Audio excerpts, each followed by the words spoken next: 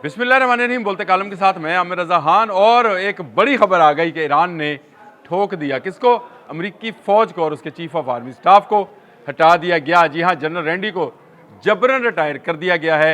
Iran के हाथों इतनी बड़ी फ़ौज की शिकस्त किसी जनरल को बरकरार नहीं रख सकती थी। ये मैं बार बार कह रहा था कि ईरान जो है वो बुरी तरह से अमरीकियों को मार रहा है।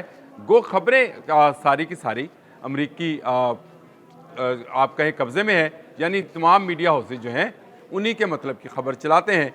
लेकिन ये खबर कैसे रुकती कि जनरल रैंडी जो हैं, जो कि इस पूरे कार्रवाई को अमलन या आप कहें कि फील्ड में वही इस्तेमाल कर रहे थे इस फोर्सेस को, उनको इतनी बड़ी शिकस्त आपने हरमुज़ नहीं खुला सके। दो बड़े जो है बहरी बेरे वो तबाह हुए। तमाम अड्डे जो खलीज में मौजूद थे 20 के 20 उनको तबाह कर दिया गया।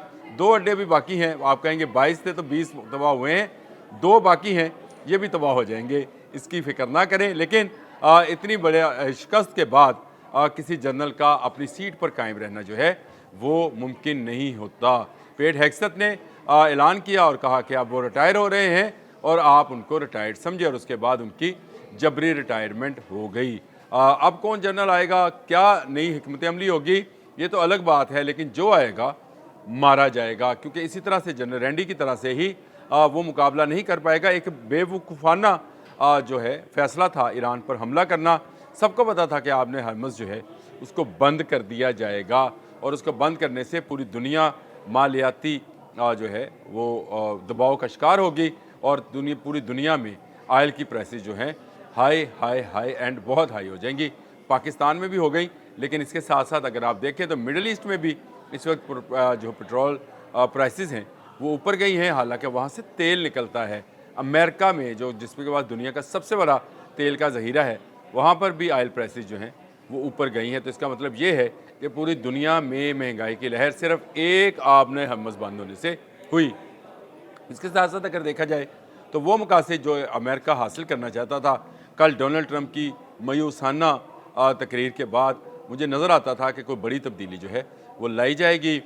मेरा ख्याल था कि पेट हेग्सेथ जो हैं वो अपनी सीट से जाएंगे, लेकिन डोनाल्ड ट्रंप उनको बचाने में शायद कामयाब हो गए हैं, क्योंकि ये उनके फेवरेट वॉर सेक्रेटरी या हमारी ज़ुबान में वज़ीर जंग इसको कहा जाएगा वो हैं, इसलिए उनको शायद बचा लिया गया और उसकी जगह पर बली का बकरा जो है जनरल रैंडी को बना दिया गया। एक और पाम बोंदी भी जो हैं उनको, जो कि अटार्नी जनरल थी, उनको भी उनके ओहदे से हटाया गया है। ये क्या है ये भी मैं आपको बता देता हूँ, क्योंकि आपको पता है कि पहला सदर है डोनाल्ड ट्रंप जिसको सुप्रीम कोर्ट में हाजिर होना है। नहीं रोक सके कि उसकी हाज़िरी ना हो, नहीं रोक सके कि उसके ख़िलाफ़ जो 3 इंटेलिजेंस के लोगों ने जो साबिक थे उन्होंने जो केस किया था 2020 की अपने हटाए जाने पर, उस पर भी जो उनके ऊपर मुआवजे की तलवार लटक रही है, ये पाम बोंदी जो हैं खतून हैं उसको ख़त्म नहीं करा सकी, जिसकी वजह से काफ़ी सुबकी जो है डोनाल्ड ट्रंप को अपनी अदलिया में भी उठाना पड़ रही थी, इसलिए उसको भी इसके साथ ही हटा दिया गया। अहदेदार तो और भी हटेंगे और भी जाएंगे।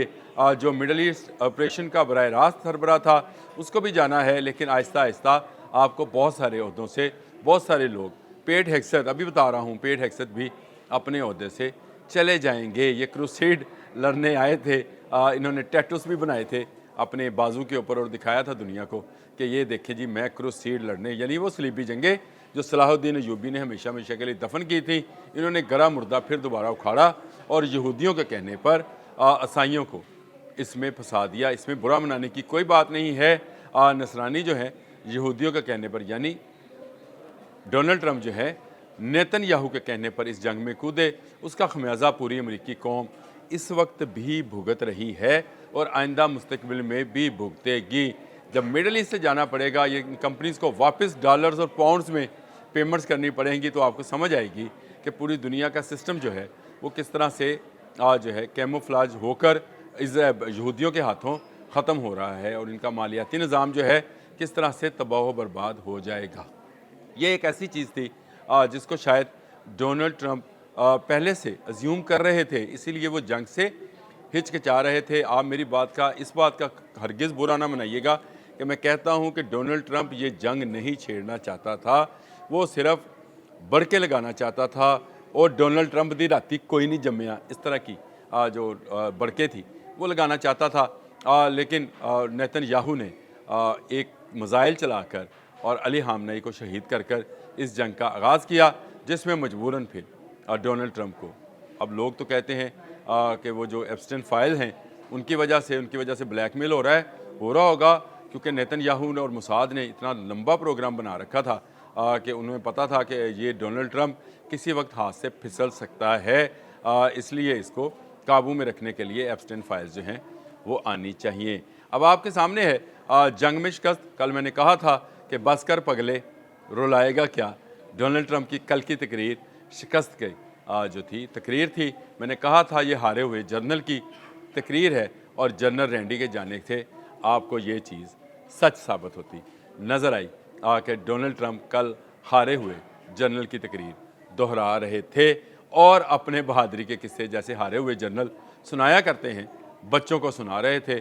और कल भी हंसते हंसते मेरे भी आंसू निकल आए थे, तो मैंने कहा था बस कर पगले रुलाएगा क्या। अब देखें अमेरिका में कौन कौन रोता है, क्योंकि अमेरिकन इकॉनमी अब दोबारा उस लेवल पर नहीं आएगी कि ये मुल्क एक सुपर पावर कहलाए। आज तक के लिए इतना ही। अल्लाह।